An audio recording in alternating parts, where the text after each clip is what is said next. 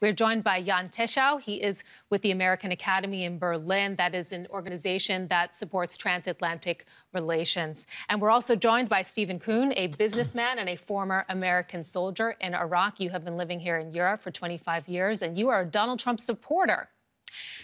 So I'll give you the first question here. Do you think that Donald Trump was presidential today? Yes. I think Donald Trump was Donald Trump presidential today. That's who Donald Trump is. Why would he change now? I think this is who the people elected.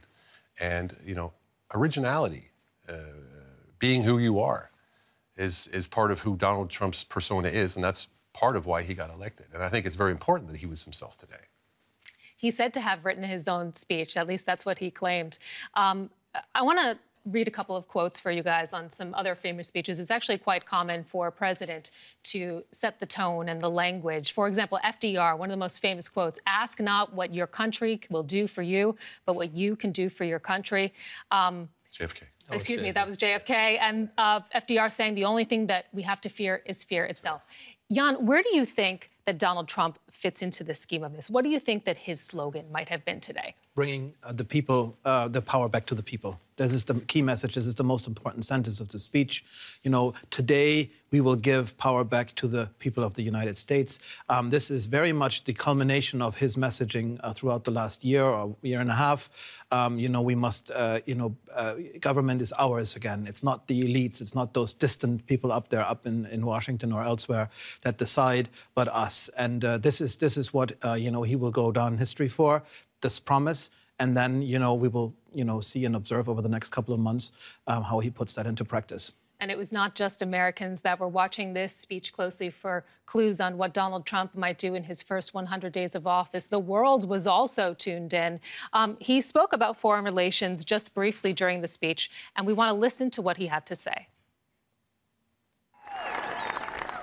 We will seek friendship and goodwill with the nations of the world, but we do so with the understanding that it is the right of all nations to put their own interests first. We do not seek to impose our way of life on anyone, but rather to let it shine as an example. We will shine for everyone to follow. We will reinforce old alliances and form new ones and unite the civilized world against radical Islamic terrorism, which we will eradicate completely from the face of the earth. He talks about eradicating the so-called Islamic State there from the face of the earth. How can he possibly do that without international partners? Doesn't he need the world more than ever, Stephen? He does indeed, and that's why he said we will unite the civilized world against. So he said we will unite the civilized world against the radical Islam. So he actually did mention that. I think it's important that we look at everything he says. And like he said in the beginning, he said, it is the right of every nation to put themselves first. And that in an American context means patriotism. It means take care of yourself. And there's nothing wrong with that. It's not nationalism. It's not populism in this case. It isn't. And I have to be adamant about that I think what he said speaks to many more in the world than many may imagine. Many of America's international partners do not see it that way, though, Jan. Well, yeah, there's skepticism, and the skepticism is well-founded. We have observed him very closely. We have tried to take him both seriously as a political phenomenon and also literally in terms of what he has said. And what he has said, has very often raised concern, especially when it comes to alliances, to how other countries have benefited at the expense of the United States. How alliances are potentially obsolete, how the EU is not a partner but a trade enemy potentially. We can't forget these things either.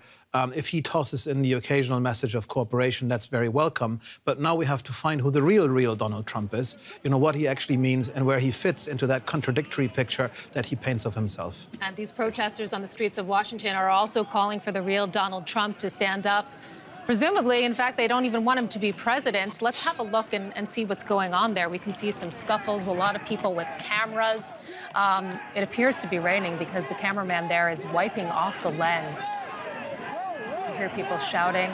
You know, these protests, they were planned in Washington. We knew that about 800,000 people were expected to show up for the inauguration. And, you know, within those numbers were people that were not supporters of Donald Trump. Some of them were coming to Washington with a message of unity. They were coming because they respect the peaceful transfer of power. But there are others that are not a fan of Donald Trump's message, and they are willing to take the streets to show that. One of the biggest marches, in fact, planned for tomorrow. But as we can see, a lot of protesters, they did not wait.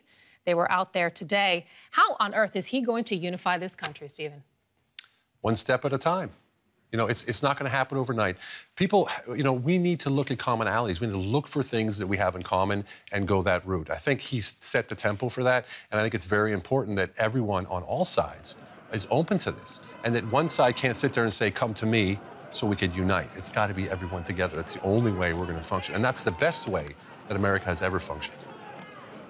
Jan, what do you think? Can he bring people back into the fold who he has alienated? We've seen a very divisive campaign. He's alienated not only the Democrats.